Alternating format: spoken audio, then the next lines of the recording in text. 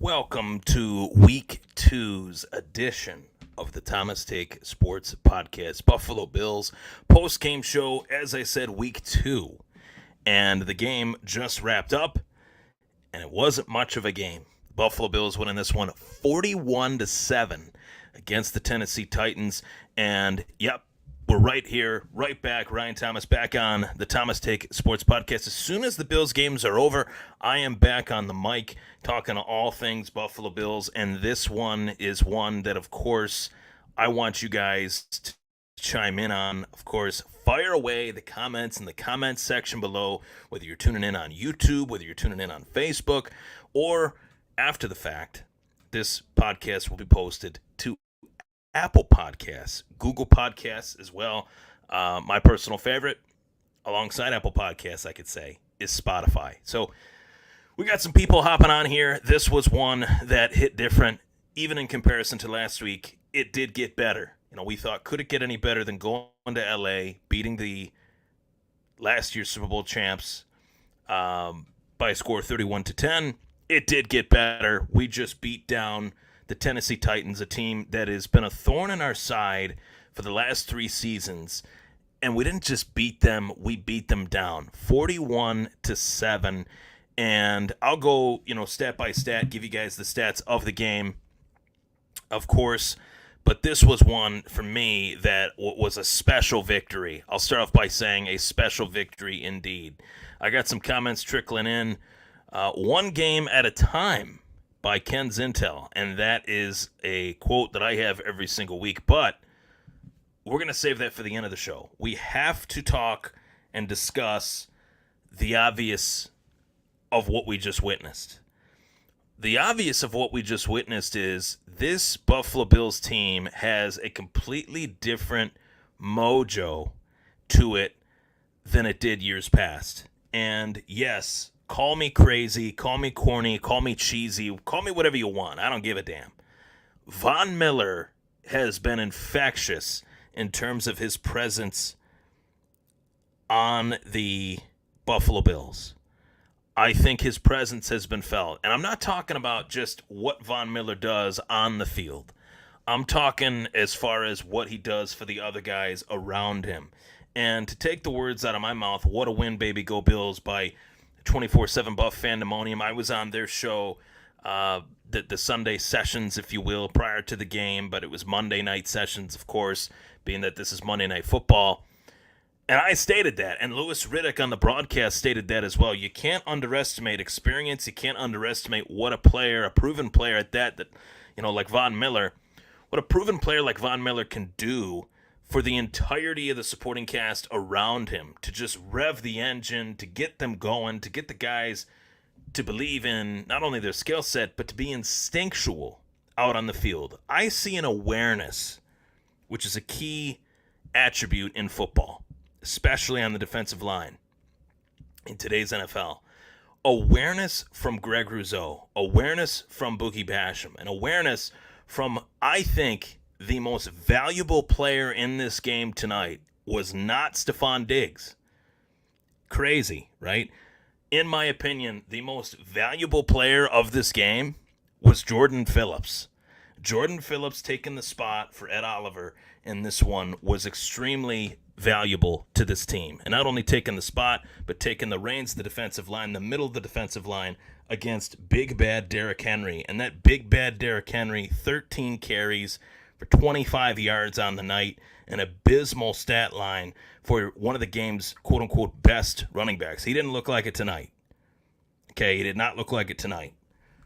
Let's go stat by stat. Let's break it down, because that is what we do here on the show. So breaking it down, I'm gonna pop these out too. I don't need these unless I am on with a guest, which I'm not tonight. So I'm gonna pop out these headphones. Fire away your comments though in the comment section below. So stats wise, we have one of Josh Allen's best games. Stats-wise, we also have one of Stephon Diggs' best games as a member of the Buffalo Bills. And that says a lot, because Stephon Diggs has been the most targeted wideout in the NFL since he came to Buffalo. Targeted is one thing, catches is another. 12 catches, 148 yards, and 3 touchdowns for Stephon Diggs. Josh Allen, 26 of 38, 317 yards, and 4 touchdowns. James Cook, the leading rusher in terms of the running back department, 11 carries, 53 yards. He did have a 33-yarder at the end of the game. That was a, obviously, garbage time run. But going to the moments of the game that were big for me, obviously, Allen to Diggs times 3. And I say that because, obviously, as I mentioned, Stephon Diggs had 3 touchdowns tonight. These teams that we are playing know what is coming, and they cannot stop it in terms of Allen and Diggs.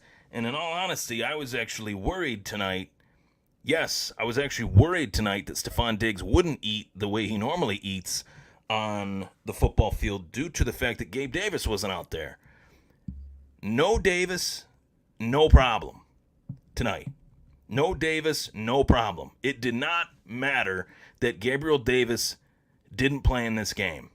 There was a few plays, as Dan Orlovsky mentioned, in terms of stopping the pass rush or setting up blocks for Allen on a run design play, which I'm never a fan of, those Allen run design plays. I'll talk about that, as this season wears on. Hopefully it doesn't become a recurring theme too much, because I don't like those design run plays. I like when they, are extended plays by Allen on a pass, but I'm not crazy about Allen being on a design run. The less is more in terms of Allen running.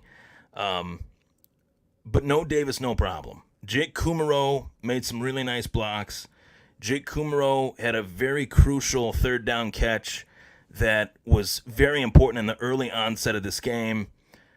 Dawson Knox made one of the best catches in traffic that I have seen a Bills player make in quite some time, and fell forward for the first down. This team played disciplined. They played smart. They played to their level, all while doing those things en route to a 41-7 victory. Now, getting to the obvious tonight, in terms of the downside of things, what can I find that is a downside to winning 41-7 against the Tennessee Titans? Not much. But if there was one downside to, my takeaways, or what are the Ryan Thomas takeaways of the game prior to going into it, in terms of the future and looking at the matchup next week, crucial Week 3 matchup, 2 AFC teams, 2 teams that are 2-0, the Buffalo Bills and the Miami Dolphins, what would I say as far as the downside? Dane Jackson going down is one of the tougher injuries that Buffalo could face at this point in the season, and being that it's so early in the season, that's an injury that Buffalo could not afford to have right now, and they have it, and it's a very serious injury. That portion of the game, I was in the process of going from kitchen to living room, and I did not see the hit that, Tremaine Edmonds, who, I don't want to say I rag on him. I think it's justified, but it does seem like I'm a broken record in terms of my somewhat criticism of Edmonds on occasion. But Tremaine Edmonds had one of, if not his best pro game tonight. He had a great game. This was an instinctual game that you want to see from a middle linebacker that's in his 5th year in the NFL. We saw that tonight. It's the first time I've seen him make plays behind the line of scrimmage in repetition, in consecutive plays. It's the first time I've seen him get after a quarterback multiple times, whether it's a hurry or an actual sack. Tremaine Edmonds was on it tonight. Matt Milano was on it with a pick six in his own right.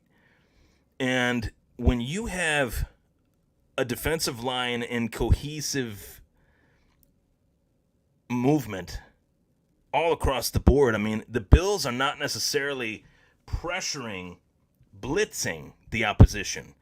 They're going front four. We're going to throw our front four at you and see if you can figure it out. We know they can, because they're pressuring Tannehill. They're pressuring Matt Stafford. I'm curious to see what they will do in terms of how they'll be able to pressure Tua. I know Tua can move a little bit better than those guys can. Not much better, but a little bit more in terms of just comparing their skill sets. But, man, This was a one-sided pounding from the third quarter on a 24-point third quarter, and I do have some concerns in terms of the injuries that they had. We don't know much about the injuries with Dane Jackson. He was transported to ECMC with a critical injury to his neck, and I think Micah Hyde had a neck injury as well, if I'm not mistaken. And let me see here. Micah Hyde had an injury, and there was another player that had an injury too. You guys might have to fill me in on that. Matt Milano had an injury tonight towards the tail end of the game, or towards the tail end of the portion of the game that he was actually in.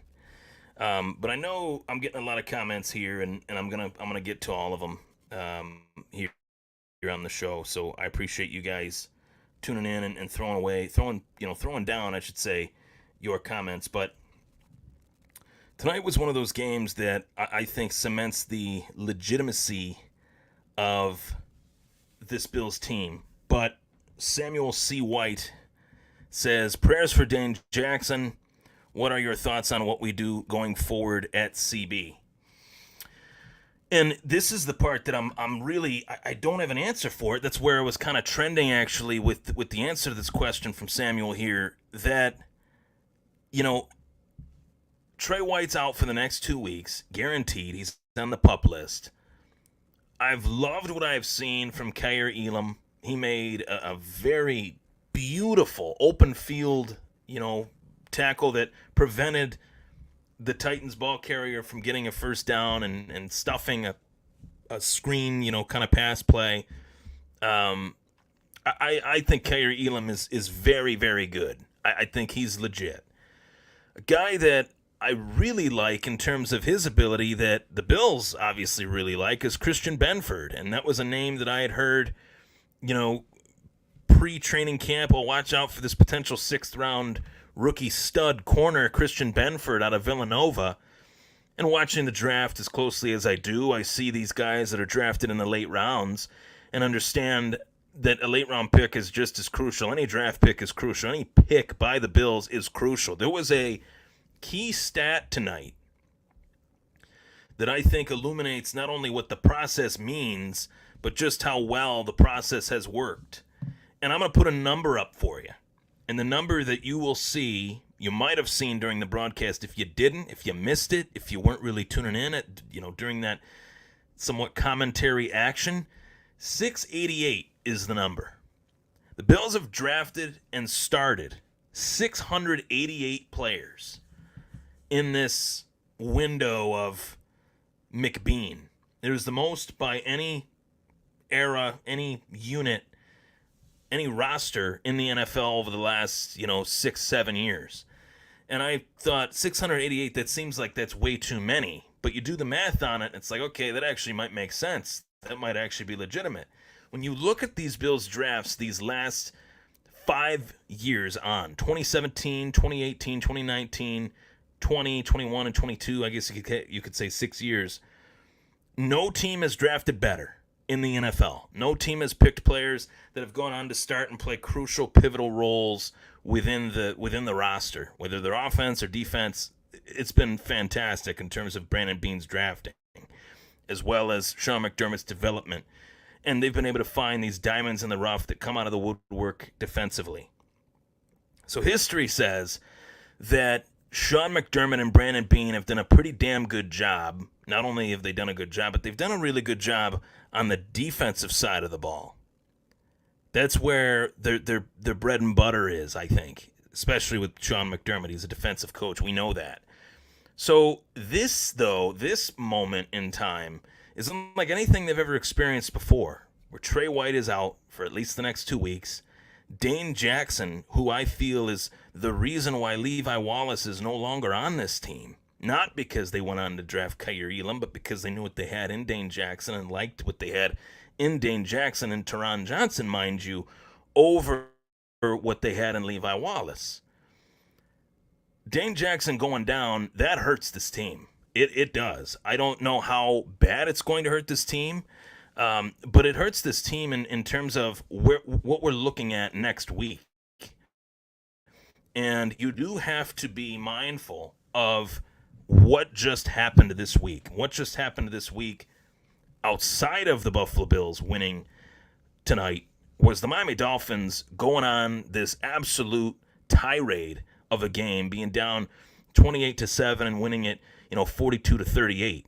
Tua playing the game of his career, Tyreek Hill lighting it up, Jalen Waddle picking up where he left off last year as one of the best offensive rookies in the NFL. I'm not saying that the Miami Dolphins are a threat to the Buffalo Bills, but I'm saying the Miami Dolphins are a team to pay attention to as a team that is getting better, legitimately getting better.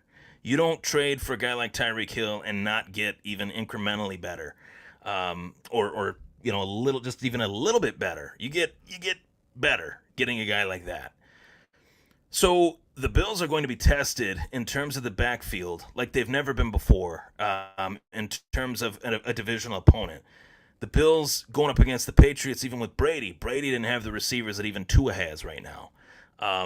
Brady doesn't have the receivers that Tua has. Brady doesn't even have the receivers now in Tampa Bay that Tua has to throw to. And I don't think Tua is all that great.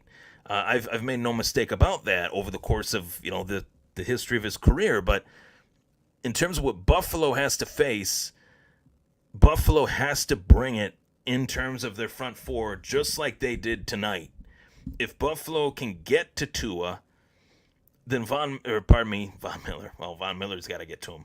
Then Tyreek Hill and Jalen Waddle don't mean anything. They're nullified. If the quarterback is under pressure consistently, that ball's not going to anybody. So that's how I feel about that in terms of that breakdown. In answering the question, though, I do feel like at some point, if this injury to Dane Jackson is as significant enough as it appeared to be on the replay, the Bills might have to sign a corner. And there are names out there that are free agents that are more than worthy of being on a roster and being meaningful to a team.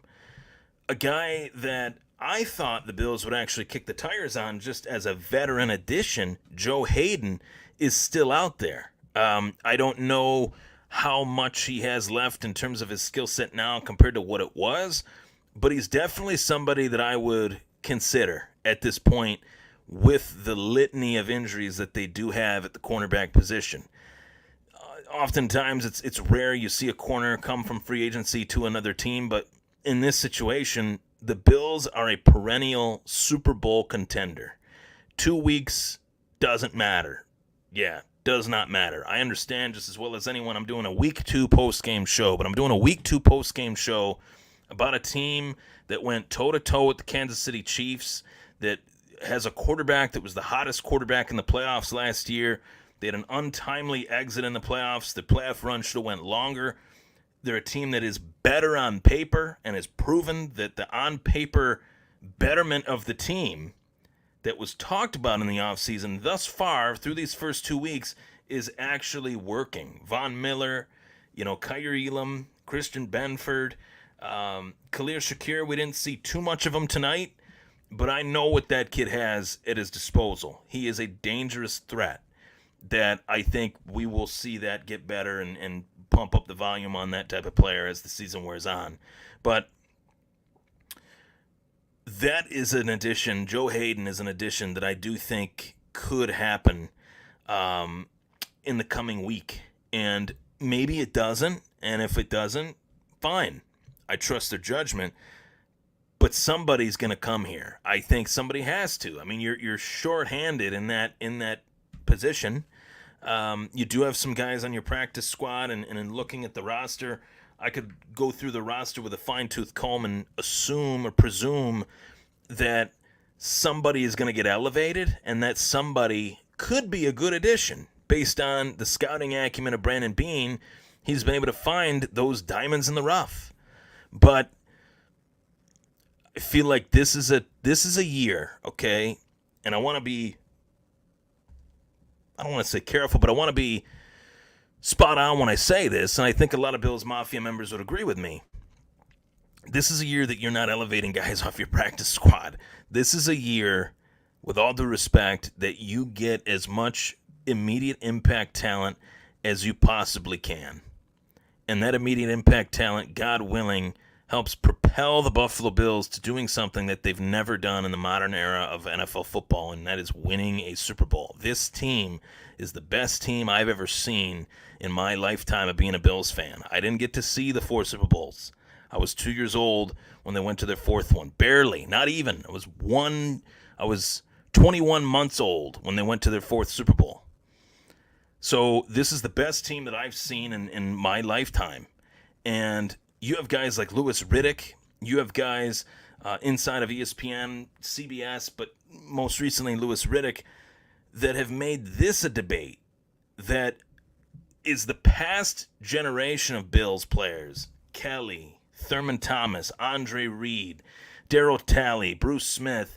Is that generation as good as this Josh Allen, Von Miller, Stephon Diggs? I mean, that's a debate I'm not willing to have, because only one team will go to 4 straight Super Bowls ever again, and that is the Bills. No one will ever do it again. Whether they won those games or lost those games to go to 4 straight Super Bowls, nobody is ever doing that again. But when you sit back and think about it, just look at player for player, who would you rather have, Allen or Kelly? Who would you rather have, Diggs or Andre? Who would you rather, it's like you really have to think about it, because these guys are legitimate. They are a special team within our fan base, but they are a scary team to go up against. This is the last team I would want to play in the current National Football League. Give me Kansas City. Give me the Ravens. Give me anybody. Don't give me Buffalo, because this team means business. And I think the mojo, the moxie, the swagger is not so much those things. Mojo, moxie, swagger. It's more motivation, establishing the mission, and completing it. And the mission is a Super Bowl. This team means business. They're not out to play games. They're not out to fool around and be stupid and make stupid mistakes on the field, penalties and whatnot. They're there to just beat you down. And that is what they did tonight. Nothing short of that. I want more comments, more people trickling in here. I see you on the podcast tonight, and I really appreciate it. I got quite a few viewers on my Facebook page, the Thomas Take Sports Podcast, my personal page, Ryan Thomas, and the Thomas Take Sports Podcast YouTube channel. I really appreciate it. This is, I got texts coming in too. Much appreciated. But this is one that I definitely feel is worthy of its accomplishment, in the sense that, Bills fans will say, dial it down, it's week 2. Even NFL fans will say it's week 2. No, I'm not dialing it down. It is week 2. They're 2-0, and they've beaten the crap out of the Rams and the Titans, 2 teams that made the playoffs last year. So I'm feeling pretty good. And whether they go to Miami or not, thus far, Josh Allen has proven many things in this league. Many things in this league. One thing he's proven inside this AFC East division is that he is the father of the Miami Dolphins. They are his son. And what happens when your son does something wrong? Dad tells him what to do, puts him in a corner. And that's what Josh Allen has done with the Miami Dolphins his entire career. With the exception of Charles Clay dropping a pass right in his breadbasket in the end zone to win the game, Josh Allen would be undefeated and undisputed against the Miami Dolphins. You can look it up for yourselves. So I think we are the cream of the crop in the AFC. We are the cream of the crop in the AFC East, especially as back-to-back division champions. I'm not seeing New England making those steps. I'm not seeing the Jets and Joe Flacco, regardless of his hot start to the season, I'm not seeing them make those steps either thus far. And Miami, while they are in the competitive realm as a team, it is far too early to say that they are contenders. They're competitive, but they're not contenders yet. They have a long way to go in proving that. And I think this is a big test for not only Buffalo, in the sense that Miami's a much new look, much different team than what they've been, but it's a big legitimacy test, I should say, for the Miami Dolphins. This will test whether they're legit or not, right? So defensive standouts, obviously, as I mentioned, Micah Hyde, he's a stud. I mean, he tips the ball up to Jordan Poyer. Poyer picks it. I mean, peanut butter and jelly, those two. Matt Milano with a pick six. That's what's going to really stand out. I think it'll be one of those games that we will understand that Milano and Edmonds are getting better. And why are they getting better? The D-line is pressuring the quarterback. And, Dan Orlovsky made a great point that, last year the Bills were unable to get to 15 and bring 15 down. I think they're going to have an easy time doing that in comparison to last year. Teron Johnson played great today. Kyrie Elam played great today. We did see a sack from Gregory Rousseau, and Ken Zintel says that Gregory Rousseau, misspelling of the name, but neither here nor there, is turning into a beast. I would agree. And I think Von Miller is having a massive impact on these guys moving forward, too. And, last year the Bills were unable to do something that they have been able to do through the first 2 weeks this year, and that is interchange the linebackers. Moving linebackers in and out, moving them around actually as well. Edmonds and Milano were the ones for these last few years, right? But behind those guys, there wasn't really much there. And now Terrell Bernard has been fantastic for the Bills in terms of mixing in and out. Von Miller, I've seen moments where Von Miller's standing, and Von Miller's got his hand in the ground. We're not seeing Von Miller in coverage, but it gives the offense a different look that they're just not quite prepared for, or that they have to prepare for far more than what most defenses give. There is a mixture of what the Bills can do on any given situation defensively. And offensively, Ken Dorsey, check mark, 2 wins out of 2 games in his NFL career as an offensive coordinator, and Josh Allen has looked like Brett Favre, Tom Brady, Aaron Rodgers, all in one.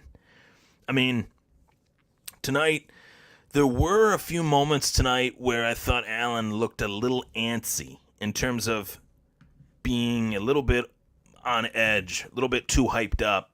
And I think that does come with football and everything, but it does also come with hosting your first home opener of the season, and it's a Monday night game, and the fans are packed, up to the rafters, and the expectations, the pressure, the expectations mixed in.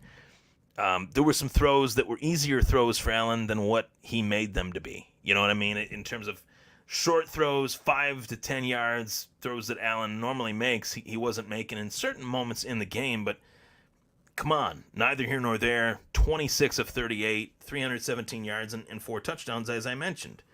And you're bringing in the backups as of the third quarter, not even when the fourth quarter had started yet. So give me a break, It was great to see Allen not tucking it down and running it as much. I think they realized after week 1 and the hits that he had taken that it was time to just let him pick the defense apart, and he took what the defense gave him, and Stephon Diggs ate tonight.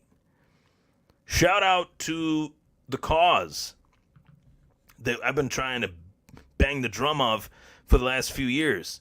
And this is one that I am putting in, italics, if you want to call it that.